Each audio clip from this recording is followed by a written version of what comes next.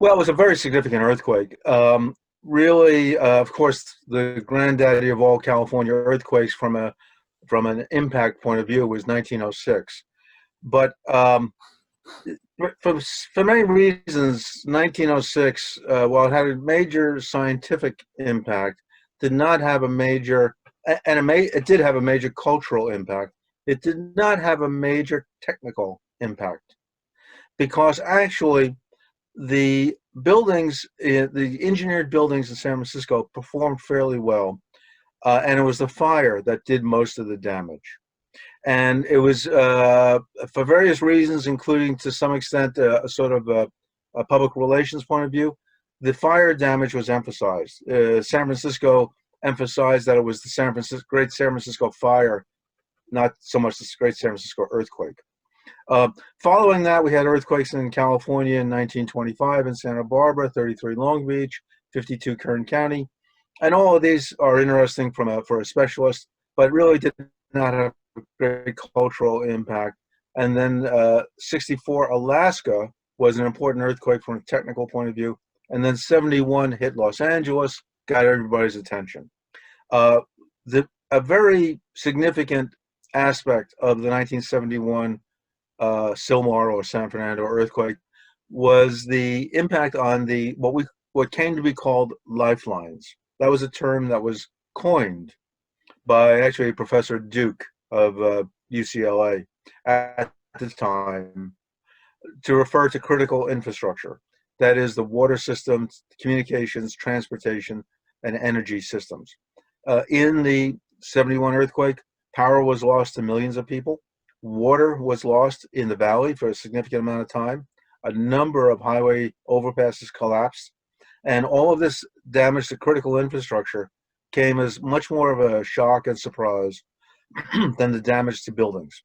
The Los Angeles Department of Water and Power, California Department of Transportation, Southern California Edison, and the other utilities in California all started a major earthquake retrofit program. Retrofit meaning fix it after it's been built.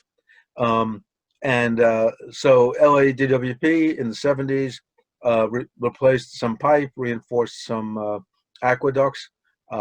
PG&E and Southern California Edison fixed some substations. Caltrans started on fixing highway bridge overpasses. And during the 70s and 80s, this work went on. However, it went on at a workmanlike pace, and there wasn't exactly an emergency attitude towards this. So in 1989, of course, we had the Loma Prieta earthquake in the Bay Area, and then in '94, almost a virtual repeat of the 1971 earthquake. As a matter of fact, I have a figure you may be interested in. And at that point, again, we had damage to water systems, to power, to transportation, and all of these agencies realized they needed to up their game. And they, following that, within a few years, all of the single support overpass bridges in California, under the purview of Caltrans, had been retrofitted, and the other agencies also accelerated their programs. So it was a very significant earthquake from an infrastructure point of view. You mentioned there was a link between 71 and 94 that you felt was some interesting statistics. Okay, so these are two maps, one of the 1971 event and one of the 1971 Sylmar earthquake on the left and 1994 Northridge earthquake on the right. And these are from a report that I did for FEMA on fire following earthquake. And the shades of red and yellow are these levels of peak ground acceleration, so they're the strength of shaking in the two earthquakes. You'll notice, by the way, the two earthquakes are both early in the morning, 6 a.m. and 4:30 a.m. On a winter morning, 2nd of February, 17th of January, with epicenters in almost the exact same locations. So there's many similarities between these. The triangles in both cases reflect the places where fires broke out. And you'll notice that the pattern of fires is relatively similar, sort of going down a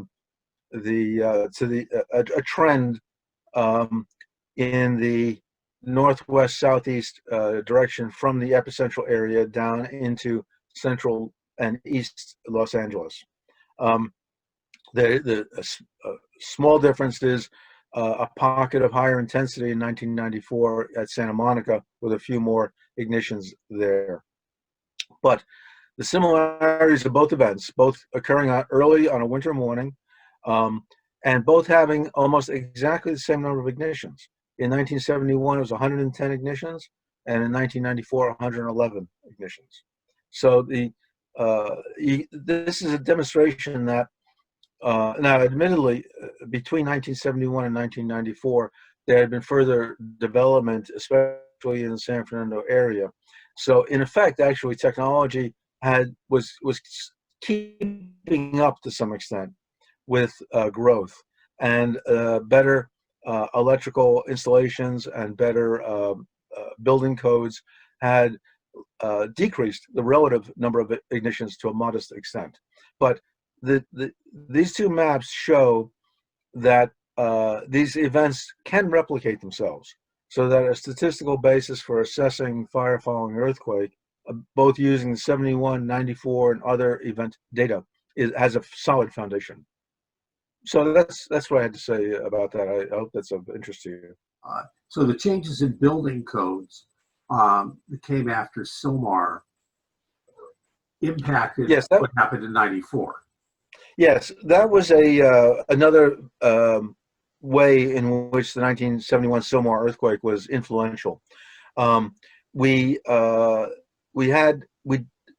71 Sylmar earthquake doubled the number of strong motion recordings in the world.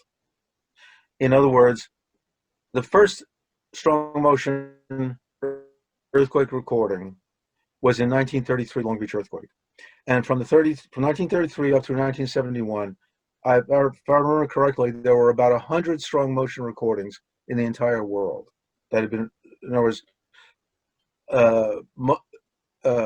earthquake ground motions near the epicenter had been recorded at 100 locations in various earthquakes between 1933 and 1971. And in 1971, we recorded about 100 recordings in the strong motion in this single event. Based on that, a quick study of those revealed to the entire seismological and earthquake engineering community that ground motions were much stronger than had previously been believed. And as a result of that, there was a urgent revision of the Uniform Building Code, the 1973 edition of the Uniform Building Code. And that revision was further studied and confirmed and extended in the 1976 Uniform Building Code. And actually, the design provisions of the 1976 Uniform Building Code are still, in many ways, what are used today. I mean, there have been many revisions of the building code since then with regard to earthquake, but the effects, the change from before Sylmar to 76 and from 76 to today are probably the Sylmar changes were in some ways more dramatic than what's happened since. As a result of that, buildings built after the designed and built after about 1976, or actually maybe 1980 is a good rule of thumb date. Buildings built after that probably perform, and we have seen in the Loma Prieta and Northridge earthquakes, they perform better than pre-1980 buildings, or pre-76, depending on your rule of thumb. They perform better. And as a result of that, the ignitions have gone down on a normalized basis a bit, because ignitions correlate both with ground motion, but also with building damage. If the building is more heavily damaged, you're more likely to have a fire break out, everything else being equal. So, so again, the Sylmar earthquake, in that sense, resulted in significant revisions to the building code, which has been to everybody's benefit ever since. The interesting thing about Sylmar is the Olive View Hospital, the one that when you see the pictures where they split Yes. this. 30 days before the quake, it was certified up to codes, Yes. and it was because it was a fairly new hospital, and Brand new, brand new. And it just 30 days earlier, they had certified that as up to code, and then obviously this happened. The difference, my understanding is, on the buildings that collapsed at the Veterans Hospital, had the same situation or similar situation to that of the at Northridge, where the parking structure collapsed. In other words, there was very little, there was a whole lot, mostly open space on the ground levels. I was just wondering if you have any comment on that. Yeah, what we saw in the Olive View Hospital was a classic example of what's called non-ductile concrete. In other words, a little bit of background here. Concrete is strong in compression, weak in tension. It's a little bit like a piece of chalk. If you bend a piece of chalk, it's going to snap. That's non-ductile behavior. It fails suddenly. What we want in structures is ductile behavior. So more like a paper clip. It'll bend back and forth a number of times before it breaks. So to get ductility in reinforced concrete, we put in steel, a lot of steel. And not only do we have to put in steel to take the tension in the concrete, but we need to wrap those steel bars with other steel bars to take care of the shear in the concrete. In the codes before the Sylmar earthquake, this ductility was not designed in. And the columns, after a few bendings back and forth, would basically fail. And that's non-ductile behavior, not what we wanted. And that's exactly what we saw in the Olive View Hospital and at the Veterans Hospital. Of course, the Veterans Hospital went back to the 1930s or early 40s. And in both cases, they also experienced, or both buildings had another defect, which is called a soft story, which means that the ground floor has more openings than the floors above it. And therefore, the floors above it are stiffer. And what you sort of have is a weak element, which is the ground floor. And we see this in many buildings, in houses over garages, and many other kinds of structures. That doesn't mean you have to have walls on the ground floor. Now we understand this phenomena better, and engineers design for it, and to get the right amount of ductility in the ground floor as well as the floors above it, ductility and strength. So the non-ductile behavior of the Olive View Hospital was a real wake-up call, and it resulted again in the emergency revision of the Uniform Building Code. And since 1976, we have, generally speaking, more ductile structures, better reinforced concrete structures. Now, an interesting side note here.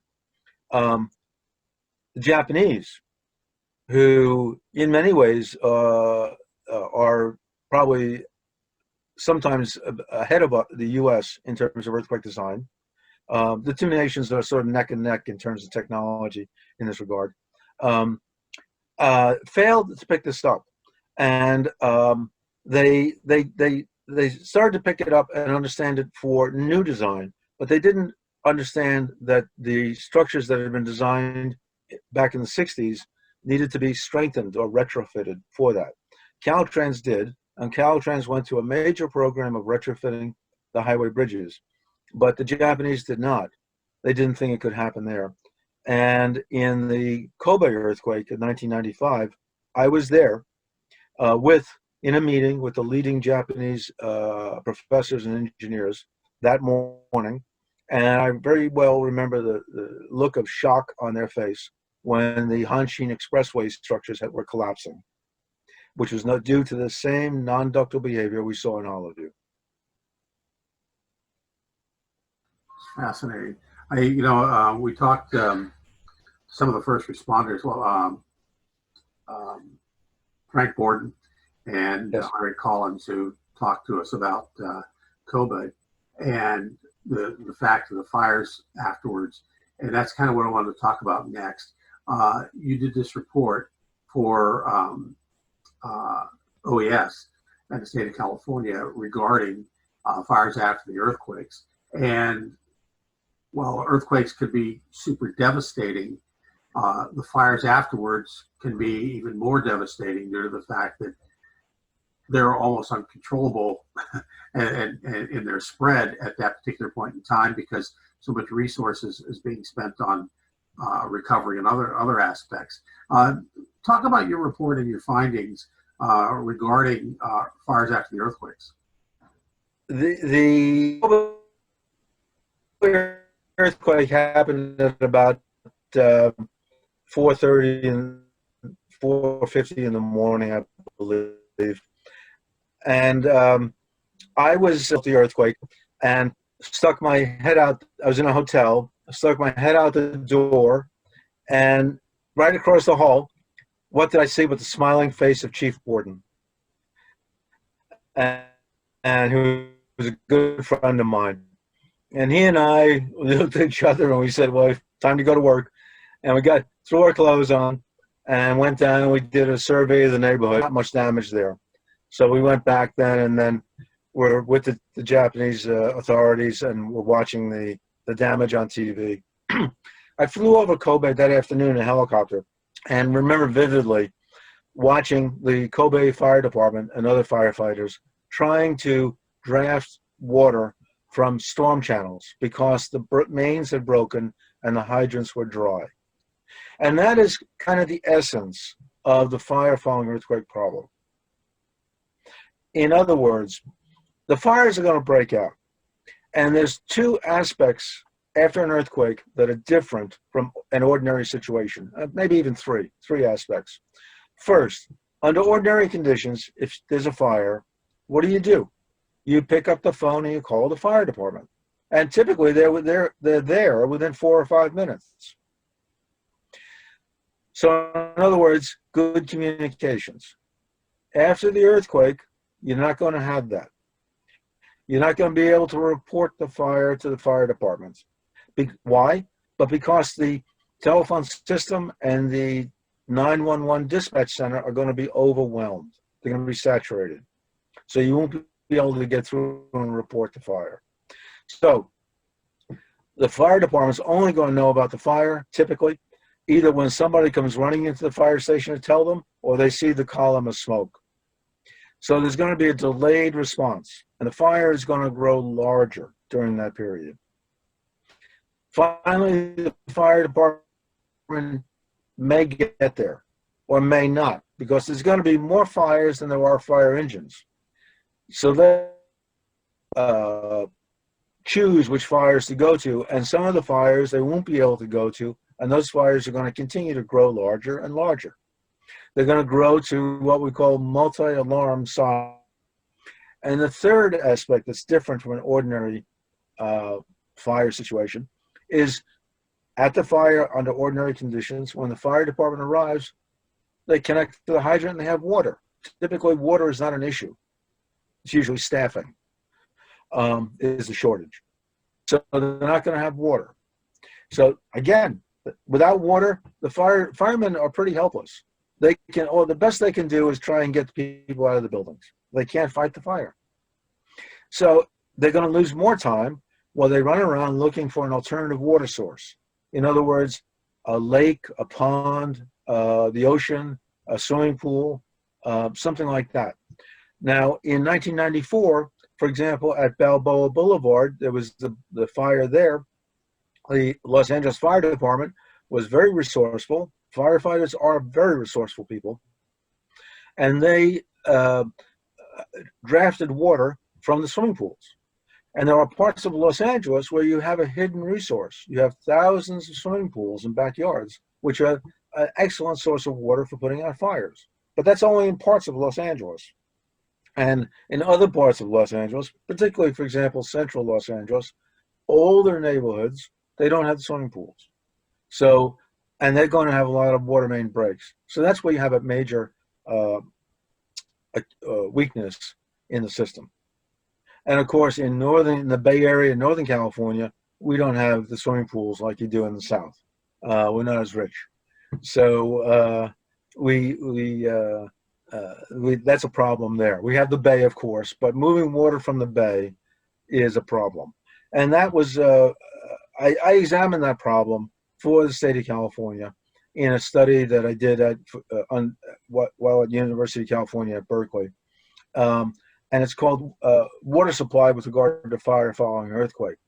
And I looked at the issues of moving water from the source, whether it's San Francisco Bay or the harbor in LA or whatever, to where the fire is. Now, often that's going to be 3, 4, 5 miles, or it may not be Los Angeles Harbor. It could be a swimming pool or the LA River or some other location. But often you're going to have to move it 2, 3, 4 miles. And to do that, people don't realize, and even firefighters don't realize, how big an effort is required to do that. You need to lay hose for the 2 or 3 miles we're talking about. And because that hose is like a straw. You're trying to push water through that straw.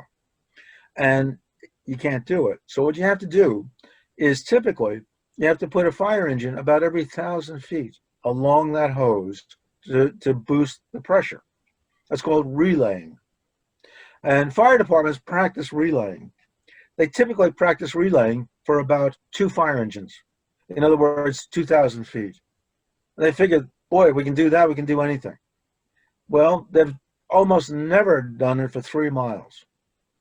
We're talking about 15 fire engines now. And all of those engines, their pumping has to be coordinated, meaning over the radio and so on. The pump operators have to be making sure they don't overpressure and so on, and don't underpressure. So it's technically very challenging. And fire departments aren't practiced and equipped to really do this. So this is the outcome of the report was to identify the problems. And the report summarized the problem as, first, the water departments the fire departments assume the hydrants are going to go dry, but they don't ask the water departments. The water departments know the hydrants are going to go dry, but don't tell the fire departments. So the first problem we identified was a lack of communication between these two agencies that exists in most cities. Second, not all cities. Some cities the 2 departments work well together, but in a surprising number, they didn't. So that was the first thing we identified, that they need to work more closely together. Second, they need larger hose because the friction losses go down. And that's what's called LDH, large diameter hose, typically 5-inch or greater. And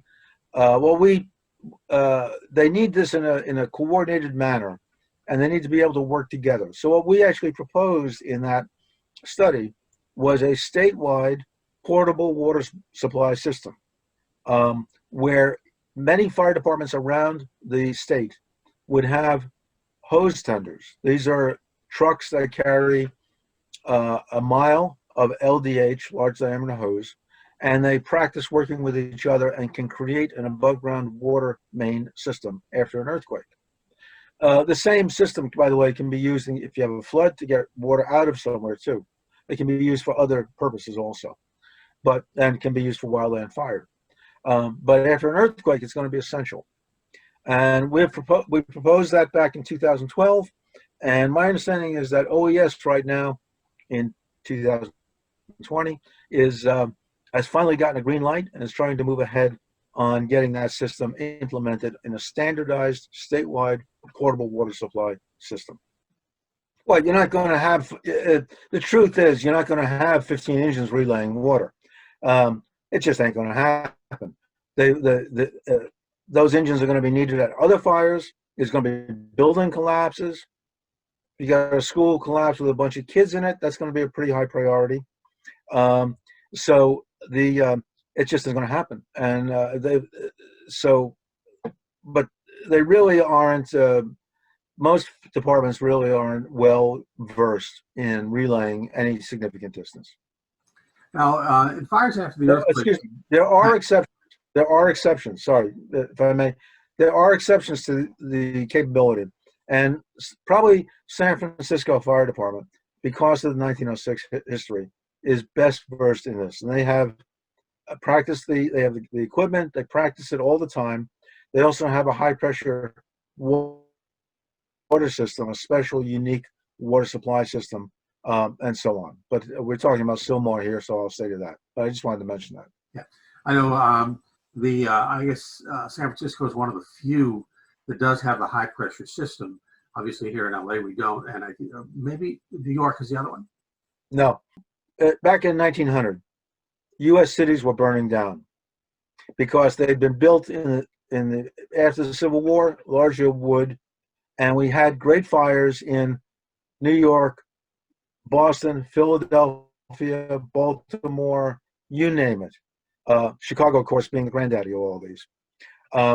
As a matter of fact, in 1905, National Board of Fire Underwriters examined San Francisco and said, it's going to burn. And 6 months later, it did, which is the largest peacetime fire in history up until that point in time, and exceeded only by the Tokyo 1923 fire after that earthquake. Largest urban conflagrations in history are both fire following earthquake. So as a result of that, the cities came to understand that they had a huge conflagration problem. And part of the reason was their water systems had not kept up with the urban growth. So all the cities, Boston, Philly, Baltimore, and so New York, all put in high pressure systems. And San Francisco in 1905, Chief Sullivan recommended putting in a high pressure system in San Francisco, and it was turned down because it was too expensive. 6 months later, the city burned down. Then they built a high pressure system in San Francisco. After World War II, Oakland, New York, Baltimore, and most of the other cities felt that their technology with radio communications, with motorized, no longer horses, fire horses on the engines and so on, had kept up, and better communications and so on, that they didn't need the high pressure system. So all of those systems have largely been abandoned. New York's was abandoned in the 1970s and 80s. And the only system that's been maintained and still is operable is San Francisco's, which is the largest high pressure system in the world. The only other, best of my knowledge, the only other high pressure system that still is operational is Vancouver, Canada. And they built theirs in the 1990s after they observed what happened in Loma Prieta in 1989. So they have a brand new system. And actually, Vancouver, Canada is doing. We're doing some work up there right now for them. They have a wonderful department and system that's really concerned about earthquake and are doing a lot. They're a model of what should be done.